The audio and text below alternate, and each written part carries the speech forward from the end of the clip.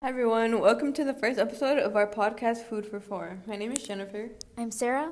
I'm Nihanda. I'm Julia. First, we wanted to start off explaining our project.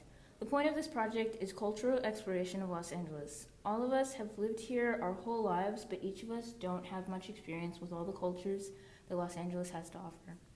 Our goal is to try these different foods and share our thoughts with you all in hopes that we can reach people like us that need more variety in what we eat.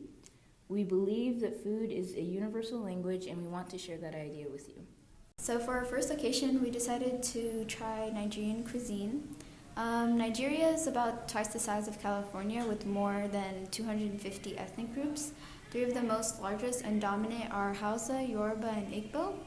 At Aduke Nigerian cuisine, we decided to try egusi stew, fufu, and jollof rice.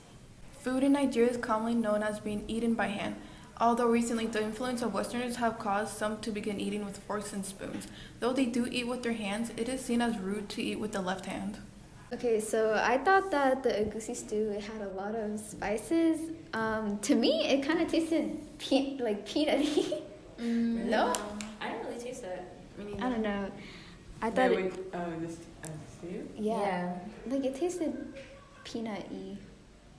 No? It wasn't. Okay. It wasn't nutty to me. Okay, so and for the fufu, to me it tasted like an Ethiopian dish that's called gumfo, and it tasted similar to that because like both of them kind of tasted like or like felt like very stiff porridge kind of. Yeah, the fufu, it has an interesting texture because it's pounded yam, so it's kind of like Play-Doh-y, where you you take it apart and you can like mold it and then you use it to grab your food. It was really good.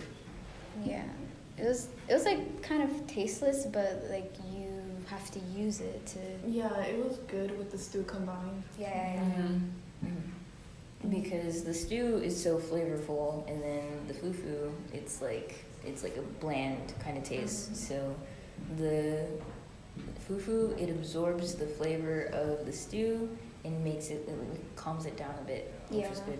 Yeah, since the stew had like so many like spices. Mm-hmm. Like when I first tried the stew, it came as like a shock to my taste buds because of the spice. But like over time, I got used to it and enjoyed it. So I didn't really taste the spice. Really? It wasn't spicy for me. Well, not spicy, but like had spice yeah, like a flavor. lot of flavor. Different seasonings, a lot of different seasonings. Yeah. It was It was really good though. I like the meat. Yeah. Oh yeah, I forgot about The that. meat was so good. Yeah, and I tried it like towards the end because I forgot it was there, and I was like, hold on, I should have tried it earlier. It was like big chunks of meat too, but it was really good. Yeah.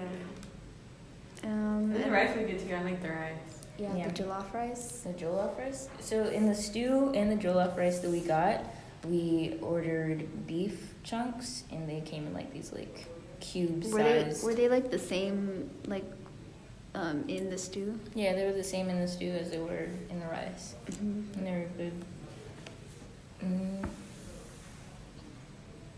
So the stew that we're talking about, egusi stew, is seen as one of the most popular soups in Nigeria, loved by the southeastern part of the country. Alternately, it's also referred to as a melon soup, as it mainly consists of melon seeds. In order to create these dishes, the seeds are dried and peeled to get the inner whitish oval-shaped seed. This stew is eaten with a swallow food, which we kept referring as fufu. That is something that's considered a swallow in Nigeria. And a swallow is basically something that you use to pick up your food, and in Nigeria they tend to swallow it without chewing it, but we chewed it. And then the rice that we had was called jollof rice, and they usually made this rice from long grain rice, tomatoes, onions, spices, vegetables, and meat. And this dish is most common in West Africa. Considered one of the healthiest rices as it has the lowest calorie count compared to other rices. Fun fact. Fun facts with us. If you want to yeah. be healthy, eat some jollof rice. Yeah, it was actually really good. Other times where I've seen jollof rice made, it looked more like sometimes you see rices, like seasoned rices, and it has like a stewy look, like there's some liquid. But This is like dry. yeah, the jollof rice was dry, but not in a bad way. It was Yeah. it was good. Yeah. I didn't know you weren't supposed to chew the food until I was doing the research and I saw. Really? And I was like, oh, people just fall in. I was like, Yeah. oh. Yeah. Like I was chewing it the whole time. But I feel like it would be really can- hard. You can swallow it, but you could also chew it. It doesn't Yeah. matter. But like, I don't know. I've had Nigerian neighbors, so I've heard about this stuff.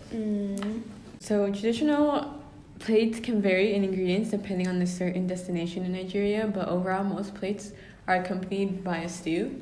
In the south, the dishes are more commonly based on corn, yams, and sweet potatoes, while the stew can be made from chicken, beef, goat, tomatoes, onions, etc. In the north, the base of the diet stems from grains like millet, corn, and sorghum, which can be created into a porridge-like dish. The stew is then made from mostly tomatoes, okra, and onions. Unlike the south, the north doesn't always include meat, as it's mostly used for special occasions. So, do you guys want to talk a bit about how the restaurant was and the experience overall? Yeah. Okay. So, when we got there, maybe we could talk a little bit about like how it looked. Yeah, I really liked the interior of the place. Like, it was really cute. Vibrant. Yeah, very vibrant. Yeah. Compared to the outside. Yeah. It was like vibrant and small in there.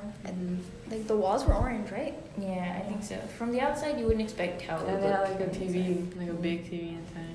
Yeah, and there were small tables everywhere where people could sit and eat. And the people that worked there, they were very nice, and they helped us like decide what we wanted to get and gave recommendations and everything. Yeah.